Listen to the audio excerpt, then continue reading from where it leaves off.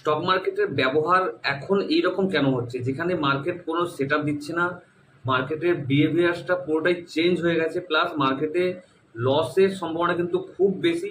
তো মার্কেট এখন কোন ফেজে চলছে, মার্কেট আগে কোন ফেজে ছিল, তো মার্কেটের বিহেভিয়ার নিয়ে আগে আলোচনা করবো। প্লাস যারা যারা লস করছে মার্কেটে, আমি বলবো একটু দাঁড়াতে, কেননা মার্কেট যেভাবে চলছে, যেভাবে মুভমেন্ট করছে, তো এই জায়গায় কি হয়, মার্কেট কোনো সেট আপ দিলেও সেই সেট আপের উপর কাজ করার চান্সটা কিন্তু খুব বেশি। এখন যতটা পারবেন নিজের টাকাটাকে সেভ রাখা সবথেকে দরকার, কেন মার্কেটে যেভাবে মুভমেন্ট নিচ্ছে, মার্কেট একভাবে যাচ্ছে। তো আজকে সেটাই দেখাবো যে মার্কেটে পয়সা সেভ রাখা দরকার, কেন আস্তে আস্তে মার্কেট আবার ভালো হবে।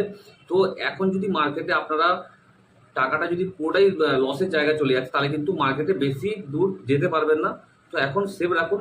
তো এটা হলো নিফটি চার্ট, যেখানে মার্কেট এখন ওয়ান ডে টাইম ফ্রেমে দেখুন, মার্কেট অলরেডি কিন্তু একটা রেঞ্জ যে ছিল, যে রেঞ্জটা ছিল, সেই রেঞ্জটাই কিন্তু পার করেছে। প্লাস একতরফা মার্কেট কিন্তু মুভমেন্ট দিচ্ছে, একতরফা মার্কেট কিন্তু একতরফা মুভমেন্ট দিচ্ছে। প্লাস যে সাইডওয়েজটা ছিল মার্কেটে, এইখানে যে সাইডওয়েজ ফেজটা ছিল, সেই সাইডওয়েজ ফেজটা কিন্তু পার করে দিয়েছে মার্কেট।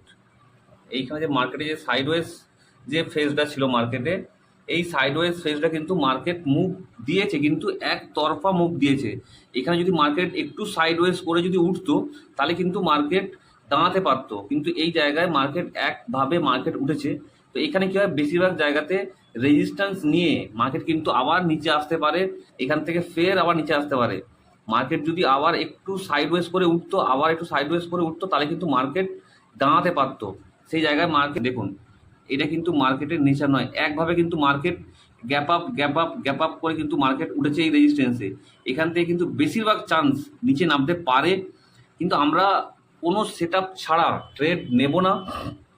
আর এখন কোয়ান্টিটি কিন্তু অনেকটা কমিয়ে রাখবো, এখন বেশি কোয়ান্টিটি নিয়ে কিন্তু কাজ করব না।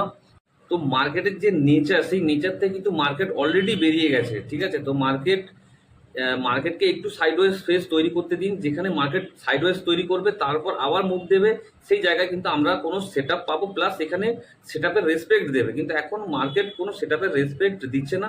তো তার জন্য এখন যতটা পারবেন নিজের ক্যাপিটালটাকে সেভ করুন, কেন ক্যাপিটাল এখন সেভ করলে পরে কিন্তু যখন মার্কেট আরও ভালো দৌড়বে বা ভালো চলবে, তখন কিন্তু আপনারা কিন্তু ভয় পাবেন।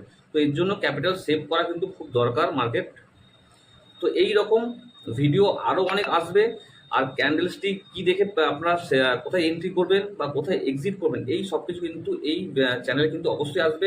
আপনার চ্যানেলকে ফলো করে রাখুন, লাইক করে রাখুন, যখনই কোনো নতুন ভিডিও আসবে তখনই আপনাদের কাছে আগে পৌঁছবে।